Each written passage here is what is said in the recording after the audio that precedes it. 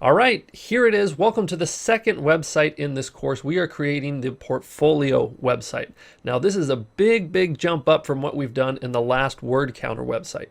What is this portfolio website supposed to do? Show yourself off. It's going to have like your name, picture, a little description about yourself, a button where people can email you, a little gallery showing all the previous things that you've worked on before, a link to go to like your social accounts, also to download your resume, and we're going to have a fully blog there so you can be making regular posts and people can kind of see what your thoughts are. So a whole lot is going into this website and you are going to learn so much in this section. We're going to be learning about virtual environments. We're going to be learning about databases in Postgres, the models that go with that, then the admin interface that we poked around with a little bit last time.